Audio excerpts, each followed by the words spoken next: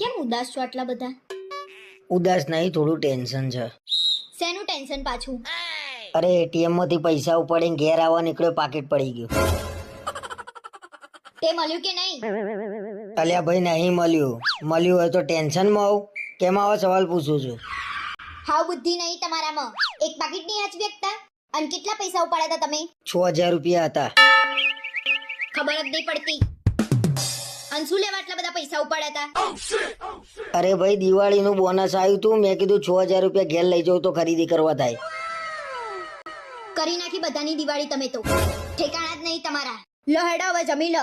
માર નહીં જમવું, મારું મૂડ નહીં આજે, તું જમી લે. હું કંઈક વધારે જ બોલી ગઈ એમના. એમાં આટલું બધું ટેન્શન શું લેવા લો છો? ગાંડા થઈ ગયા છો તમે?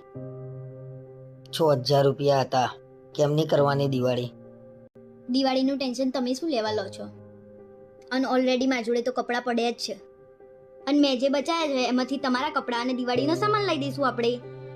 સારું, વાંધો નહીં. અને 6000 માં આટલું બધું ટેન્શન લો છો તમે? મને પૈસા નહીં વાલા, મને તમે વાલા છો.